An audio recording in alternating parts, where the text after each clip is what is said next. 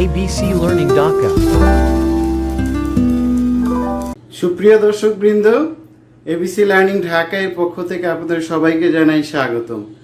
আপনাদের অসংখ্য ধন্যবাদ যে আপনারা চ্যানেলটি দেখছেন এবং নিয়মিত শেয়ার সাবস্ক্রাইব করছেন। আপনাদের অনুপ্রেরণায় আজকে এই পর্যন্ত চ্যানেলটি এসেছে। আজকে আলোচনা করব 2020-21 করবর্ষের আয়করের হার নিয়ে। তার পূর্বে চলুন আমরা বিগত পর্বে কি নিয়ে আলোচনা করেছি এক নজর দেখে নিই।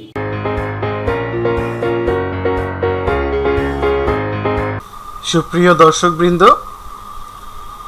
গত পর্বে আমরা আলোচনা করেছিলাম আয়কর করবর্ষ 2020-21 ব্যক্তি শ্রেণীর করদাতাদের জন্য এবং অন্যান্য করদাতাদের জন্য, যেখানে কোম্পানি ব্যতীত আয়করের হার। আপনাদের অসংখ্য ধন্যবাদ। ইন দ্য মিন টাইম আপনারা অনেকেই ভিডিওটি দেখেছেন, আমার ভালো লেগেছে। আর যারা এখনও দেখেননি ভিডিওটি দেখে নেবেন। ভিডিওটি দেখে থাকলে আপনি আপনার নিজের রিটার্ন নিজেই দিতে পারবেন এবং নিজের আয়কর কত হবে সেটা আপনি নিজেই গণনা করতে পারবেন। আশা করি সবাই দেখেছেন। যদি না দেখে থাকেন, অনুরোধ রইল আপনারা অবশ্যই ভিডিওটি দেখে নেবেন। গত পর্বে আমরা আরও আলোচনা করেছিলাম যে যদি ব্যক্তি করদাতা সহ অন্যান্য করদাতা হয় কোম্পানি ব্যতীত, সেখানে দেখেছিলাম 2020-21 করবর্ষের জন্য প্রথম 3 লক্ষ টাকা পর্যন্ত আয়ের উপর 0, পরবর্তী 1 লক্ষ টাকা আয়ের উপর 5%, পরবর্তী 3 লক্ষ টাকা মোট আয়ের উপর 10%, 4 লক্ষ টাকার উপর 15%, 5 লক্ষ টাকার উপর 20% এবং অবশিষ্ট যা থাকবে তার উপরে 25%। সুপ্রিয় দর্শকবৃন্দ, তাহলে চলুন আমাদের আজকের মূল আলোচনা। তার পূর্বে আপনি যদি নতুন ভিউয়ার হন, অবশ্যই চ্যানেলটি সাবস্ক্রাইব করে নিন, যাতে নতুন কোনো ভিডিও রিলিজ হওয়ার সাথে সাথে আপনি নোটিফিকেশন পান। শেয়ার করুন আপনার বন্ধুকে, যিনি দেখে উপকৃত হবেন, এবং কমেন্ট করুন যাতে আপনার মতামতের উপর ভিত্তি করে আমরা ভিডিও তৈরি করতে পারি। তাহলে চলুন শুরু করি আমাদের আজকের পর্ব। সুপ্রিয় দর্শকবৃন্দ, স্বাগতম আরও একবার এবিসি লার্নিং ঢাকা এর পক্ষ থেকে। আমরা আলোচনা করছিলাম 2020-21 করবর্ষের আয়কর নিয়ে। আমরা বিগত পর্বে দেখেছিলাম ব্যক্তি শ্রেণী করদাতা, অন্যান্য করদাতা যারা কোম্পানি ব্যতীত, সেখানে আয়করের হার কত।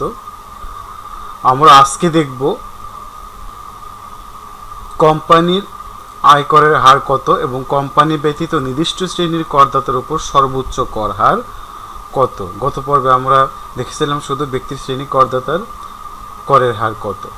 সরকার প্রধানত নিম্নোক্ত 3টি খাত হতে আয় সংগ্রহ করে থেকে, যেটি আমরা দেখেছি। আজকে যেটি দেখব কোম্পানি ব্যতীত নির্দিষ্ট শ্রেণীর করদাতার উপর সর্বোচ্চ কর হার, যেটা 2020-21-এ নির্ধারণ করা হয়েছে। সেখানে রয়েছে কোম্পানি ও ব্যক্তি সংঘ ব্যতীত বাংলাদেশে অনাবাসী বা অনাবাসী বাংলাদেশি ব্যতীত, যেটা আমরা বলতে পারি ফরেনার্স বা বিদেশি নাগরিক হলে তাদের আয়ের উপর কর হার 30%। যারা সিগারেট, বিড়ি, জর্দা, গুল সহ সকল প্রকার তামাকজাত পণ্য প্রস্তুতকারক ও করদাতা যারা কোম্পানি ব্যতীত, উক্ত ব্যবসায় হতে অর্জিত আয়ের উপরে 45% হারে আয়কর দিতে হবে। সমবায় সমিতি, যেটি 2001 সালের সমবায় সমিতি আইন অনুযায়ী গঠিত, তাদের উপরে আয়করের হার 15%। ব্যক্তি সংঘের ক্ষেত্রে আয়ের উপর প্রযোজ্য আয়কর হার 32.5%।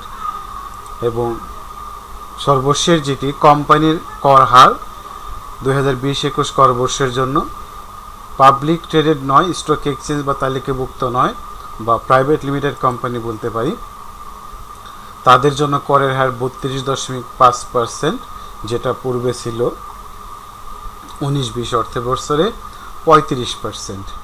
পাবলিক ট্রেডেড কোম্পানি, এটি পূর্বে রয়েছে 25%। ব্যাংক, বিমা, আর্থিক প্রতিষ্ঠানসমূহ, মার্চেন্ট ব্যাংক ব্যতীত পাবলিকলি ট্রেডেড হলে 37.50% এবং পাবলিকলি ট্রেডেড না হলে 40%। Merchant bank 37.5%। সিগারেট, বিড়ি, জর্দা, গুল সহ সকল প্রকার তামাকজাত পণ্য প্রস্তুতকারী কোম্পানি, তাদের জন্য আয়ের হার 45%। যদি মোবাইল অপারেটর হয় এবং পাবলিকলি ট্রেডেড হয় সেক্ষেত্রে 40% এবং পাবলিকলি ট্রেডেড না হলে 45%। আমাদের সূত্র রেফারেন্স দেয়া আছে, আপনারা অনুগ্রহপূর্বক চাইলে দেখে নিতে পারবেন। আমরা আজকে আমি দু একটি উদাহরণ নিয়ে আলোচনা করব, সেটি হলো প্রাইভেট লিমিটেড কোম্পানি এবং পরবর্তীতে কিভাবে ট্যাক্স অ্যাসেসমেন্ট বা কর নির্ধারণ আদেশ করা হয় এবং সেখানে কি কি বিষয় বিবেচনা করা হয় আমি সেগুলো আপনাদেরকে দেখাবো। প্রাইভেট লিমিটেড কোম্পানির জন্য আমরা পূর্বেই দেখেছি আয়ের হার কত, আয়করের হার 32.5%, যেটা পূর্বে বিগত কর বর্ষে ছিল 35%। আর আরেকটি হলো মিনিমাম ট্যাক্স, যেটা under section 83C income tax ordinance 1984, 0.60%, অর্থাৎ আপনার লস হলেও যেখানে আপনাকে এই পরিমাণ ট্যাক্স আপনাকে দিতে হবে।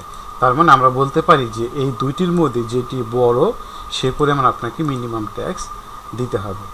তাহলে minimum tax to be paid by the company higher of 32.5% on profit before tax or 0.60% on turnover. এটা তাহলে কি টার্নওভারের উপর আমাদের 0.60% আমাদের ট্যাক্স দিতে হবে।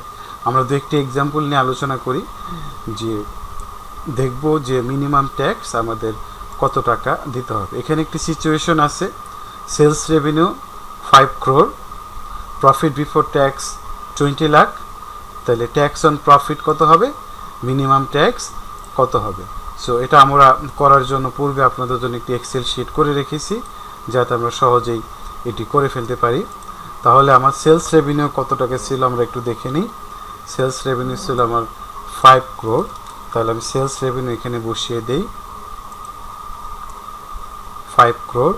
প্রফিট বিফোর ট্যাক্স ছিল আমার 20 লাখ, তাহলে প্রফিট বিফোর ট্যাক্স আমি এখানে বসালাম 20 লাখ।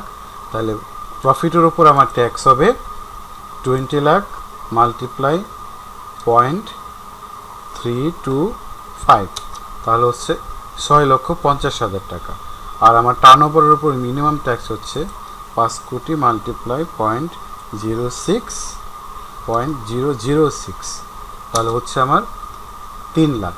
তাহলে দুটির মধ্যে ফাইনাল ট্যাক্স ডিউ যেটা আমার হবে হায়ার অফ 6,50,000 এবং 3 লাখ, তাহলে আমার বড় কোনটা, 6,50,000 টাকা, এটি আমার ট্যাক্স দিতে হবে। এছাড়া কী কী জিনিস যোগ হয় বিয়োগ হয় অ্যাসেসমেন্টের সময় আমি সেগুলো দেখাবো।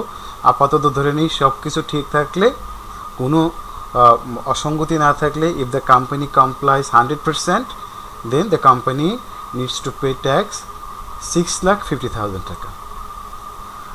এখন আমরা যদি আরেকটা সিচুয়েশন দেখি, যে sales revenue 5 crore 6 lakh, profit before tax 2 lakh,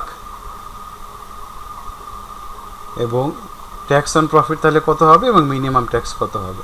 সেক্ষেত্রে সেলস রেভিনিউ আমরা যদি দেখি, তাহলে আমরা 5 crore 6 লাখ এটা আমরা সিচুয়েশন 2তে বসিয়ে দিই। সেলস রেভিনিউ 5 crore 6 লাখ এবং প্রফিট বিফোর ট্যাক্স আমাদের 2 লাখ। তাহলে যদি বলি আমরা প্রফিটের ওপর ট্যাক্স হচ্ছে কত, 2 লাখ মাল্টিপ্লাই 0.325, 65,000।